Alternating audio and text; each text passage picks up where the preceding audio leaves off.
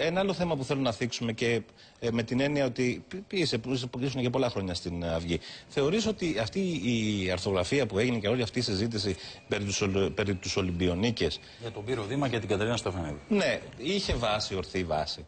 Να σας πω, έχω μία άποψη η οποία λέει ότι οι Ολυμπιακοί Αγώνες του 2004 ήταν μια καταστροφή για τη χώρα.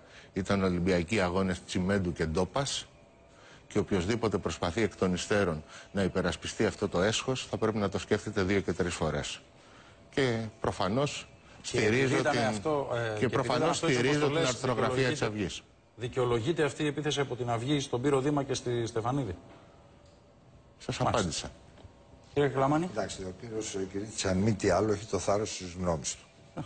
Θυμάμαι σαν τώρα να πούμε, δεν είχαμε κάνει αντιπαράθεση, απλά τον ακολούθησα στο μικρόφωνο ραδιοσταθμού με τι πάθος μεγάλο, ας πούμε, υπερασπιζόταν τον νόμο Παρασκευόπουλου.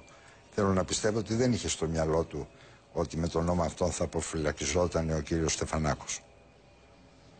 Διότι άλλα ακούγαμε ότι θα αποφυλακιστούν ανήμποροι, το ένα το άλλο. Έτσι. Αλλά του αναγνωρίζω ότι αυτό που έχει στο μυαλό του το λέει κατευθείαν. Εντάξει, είπε τους Ολυμπιακούς Αγώνες του 2004, του τσιμέντου και της ντόπας. Μάλιστα. Και μεγάλο μέρος του χρέους του σημερινού τώρα. Αυτό είναι ένα θέμα που είναι υπέρ των απόψεων που διαχρονικά έχω υποστηρίξει για το Βλέπετε που δεν είναι Ευρωβουλή. Αλλά είναι άλλο. Θέλετε να μου πείτε δηλαδή ότι στοχοποιείτε αυτή τη στιγμή τους ελληνικούς Ολυμπιακούς Αγώνες και βγάζετε δηλαδή όλους τους υπόλοιπους? Όχι. Μα έτσι όπως το είπατε, αυτό κατάλαβα εγώ. Για τους ελληνικούς Ολυμπιακούς Αγώνες μπορώ να μιλήσω ξέροντας και 5 πράγματα παραπάνω. Ναι, έπρεπε να τα είχατε πει εγκαίρως. Στην Αυγή δεν έχετε πανηγυρίσει για ελληνικό μετάλλιο? Από εκεί και πέρα, κύριε Κυρίτη, νομίζω ότι το να τα βάζουμε με Ολυμπιονίκες, οι οποίοι εγώ δεν έχω στοιχεία για να βεβαιώσω αυτά τα οποία είπατε. Θέλω να πιστεύω ότι δεν αναφέρεστε στην ντόπα, στην κυρία Στεφανίδου. Όχι, δεν αναφέρομαι σε κανέναν προσωπικά.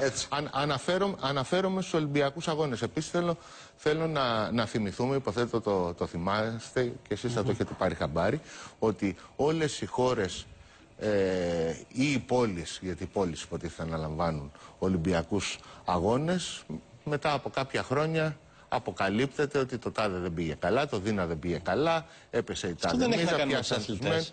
Μα δεν μιλάμε για τους αθλητές. Η Αυγή δεν έχει πανηγυρίσει για ελληνικό χρυσό μετάλλιο? Βέβαια. Έχει βγάλει και πρωτοσέλιδα, καλά θυμάμαι.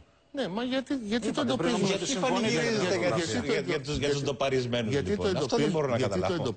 Γιατί το εντοπίζουμε στους αθλητές? Γιατί η Αυγή στους αθλητές ασχολείται. Νομίζω ότι η Αυγή έκανε μια πολιτική κριτική στον κύριο Δήμα. Δεν έκανε μια πολιτική κριτική έκανε ο κύριος Καρτερός την επόμενη μέρα.